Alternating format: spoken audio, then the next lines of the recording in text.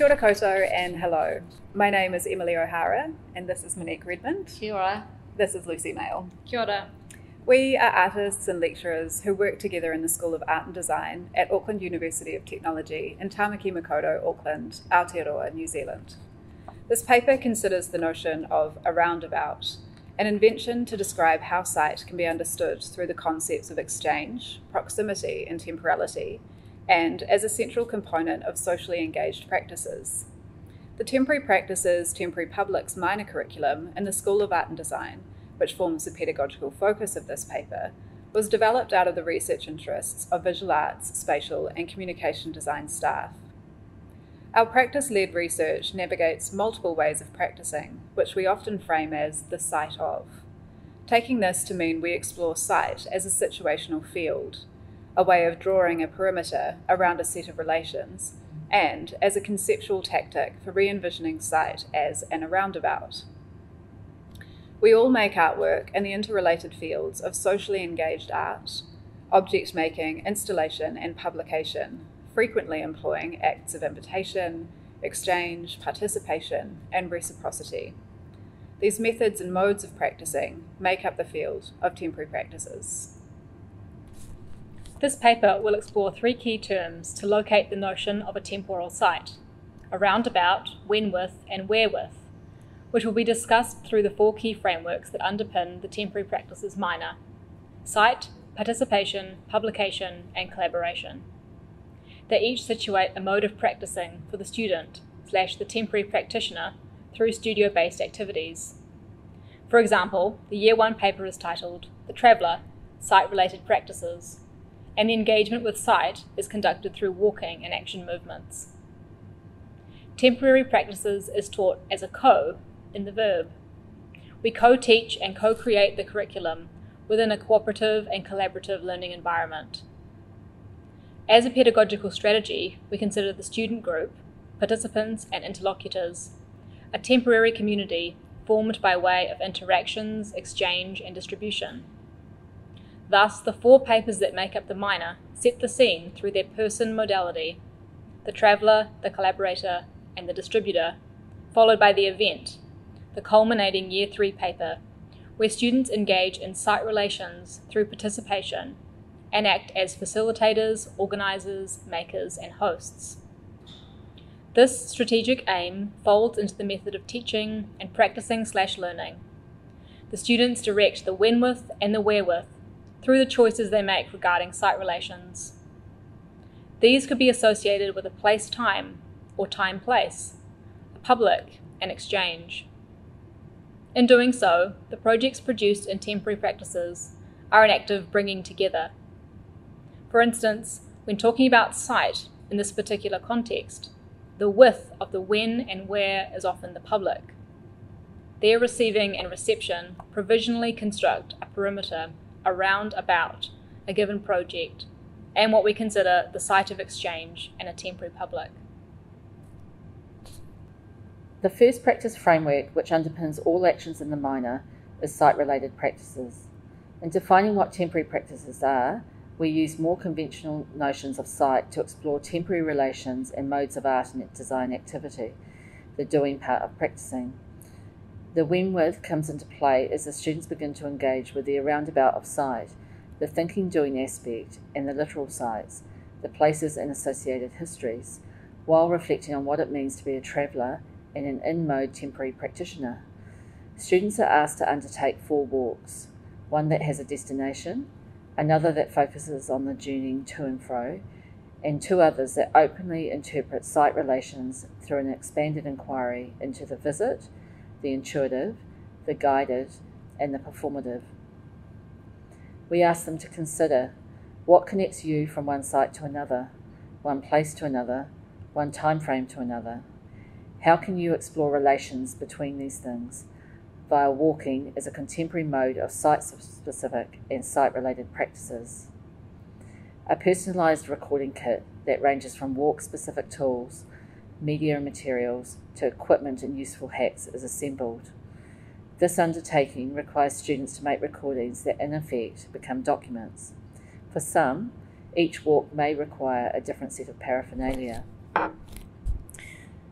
Weekly context talks act as prompts. Francis Elise walks around the outside edge of a suburban park dragging a stick along the metal fencing. Jermaine Coe positions a pole in the middle of a well-trodden path to create an alternate route. Hoopla, Kathy Waghorn and Nina Patel invite the public to join them on a guided walk around local environs and histories. Dylan DeGeeve invites people together for a sunset viewing. Ophelia Mickelson follows men carrying flowers to record their gestures. Janet Lilo walks 80 kilometres from city to city for the Normandy Research Project. As a device for establishing site relations, the walks provoke a site analysis involving elements of exchange, proximity and temporality. We ask, what is it to read a site, and to create a temporary dialogue with a selected site? Embarking on a self-initiated series of walks, it is the action movements that take place which contributes to the site analysis, the location, distance travelled, duration, atmospheric conditions, what they see, observe and connect with, site, human and non-human. French novelist Georges Perec situates this approach aptly in The Street when he asks the question, do you see what's worthy of note? The section 3, Practical Exercises, puts the reader on notice to reflect upon the value of their seeing and the criteria their action movements create and respond to and with. Perec asks multiple questions that could form a dialogical list to establish the temporary practitioner's relationship with the site. When he says, observe the street from time to time, with some concern for system, perhaps, he points to the tactics of walking. In this way, Perec's directive appears as a how-to and a set of instructions for encountering while walking, encompassing both the when with and the where with. Participation is the second practice framework we utilise in the Collaborator Participatory Practices paper. As referred to earlier, the pedagogical strategies that shape the minor are played out through various site negotiations, thinking about manifestations of the site of. In this paper, we ask students to centralise the exchange point as a site of participation through collaborative processes. Here, students consider site as a situational field by constructing a roundabout in their capacity as maker, host, facilitator, and collaborator. These types of exchange involve a touch of when with and where with. They call for a moment of decision, a point in time when a gesture occurs and is put into action. The roundabout, in this sense, takes form in the co-creation of a temporary community through reciprocity and exchange. Taiwanese-American artist Li Mingwei invites participation through the gesture. The public is invited in by a future leaning, a desire to gift a bloom on, to write a letter, to bring an item of clothing into the gallery for mending. Sight, in Li's practice, is created through its social relations, acts of exchange and aesthetic dispersal.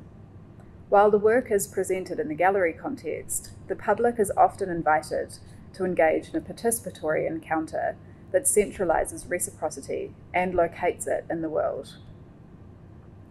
In the moving garden, the artist calls for some extraordinary imagining, where dispersed gerbera blooms map how visitors gift them on. In the first instance, the work is approached in a gallery, where the public is met by a large, sculptural granite form that enacts a river and a vase. However, the heart of the work, what we posit as the site in this roundabout fashion, is what happens thereafter in the durational exchanges of the project. Once the flowers leave the gallery, the kindnesses, as Li calls them, are distributed in good faith from stranger to stranger across a city as unexpected acts of generosity, giving, and receiving. The instruction on the gallery wall reads, "Let the act change between you and the recipient of your gift." Aotearoa Artist Collective Public Share invites a different type of site relations through materiality and sociality. Their art events explore New Zealand's tea break legislation, the workers' right to 2 10-minute tea breaks in the working day. Ceramic tumblers are made from local clay, collected from infrastructure work sites undergoing change, and/or sites of labour and social significance, which are then used and distributed via shared morning teas and refreshment events with workers and art symposium attendees. The gesture offered is twofold. It is both convivial and political, taking the time to collectively pause and have a cup of tea, and the invitation to take the tumbler home. Curator and writer Zara Stanhope in Let's Go Outside, Deficit and Care says about public share. They've developed occasional projects that are quiet performances of public connectivity. They are eager to foster the spirit of sharing they enjoy beyond the group, and an ethos of an invitation to exchange imbues their hosting projects. Publication is the third structuring framework we make use of in temporary practices, and is focused on specifically in the paper The Distributor Publication Practices. Rather than centering forms of printed material, publication in this instance is taken to mean to make something public or to make something known. To us, to publish means to share something beyond oneself, and to be intentional in that act. And in this way, a publication can mean a book or a magazine, as much as it can call for a megaphone, an Instagram page, or an eBay listing. United States artist and writer Laurel Schwaltz's publication project, The Life and Death of an Internet Onion, takes place over the course of 5 weeks every year, and there have been 2 editions so far. It's basically a web page that hosts pieces of writing on the topic of love in all its forms.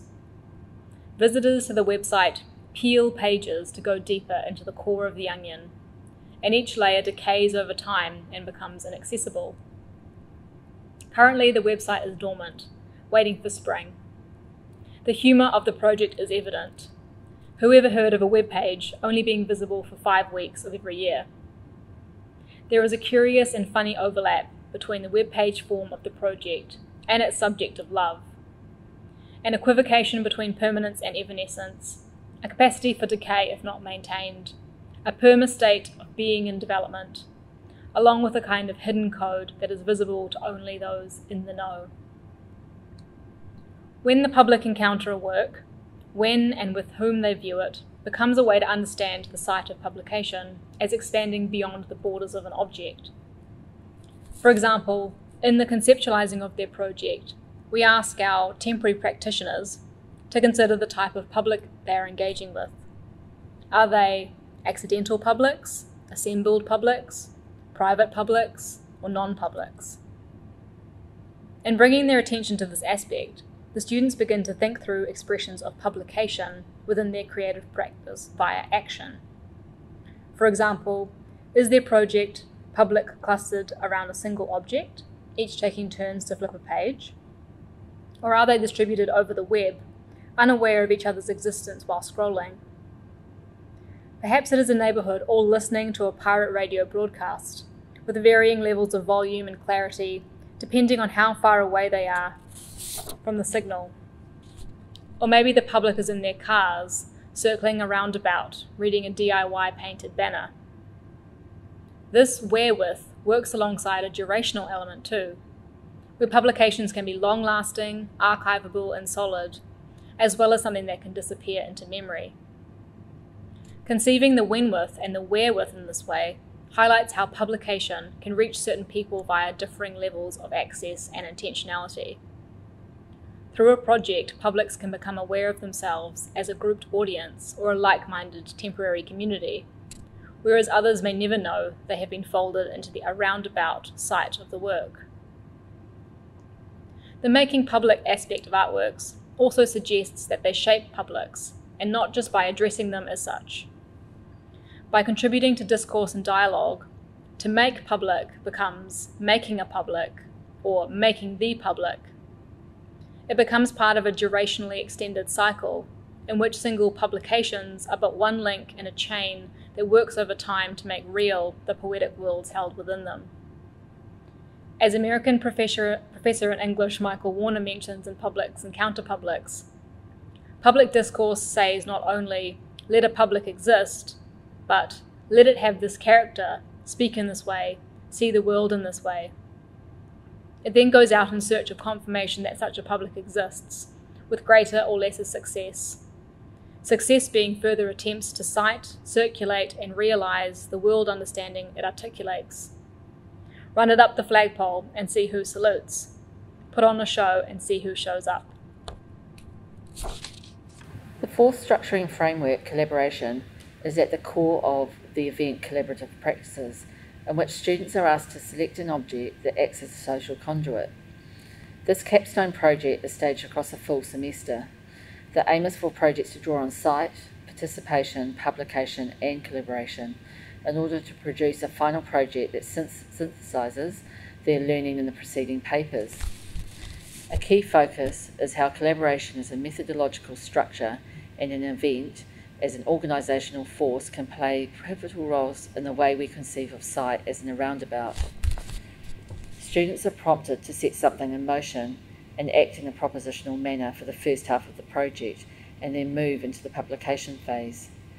While the projects often take linear form over the semester, they are encouraged to retain a responsive stance that locates the when-with and the where-with of their doings at the centre of the artwork.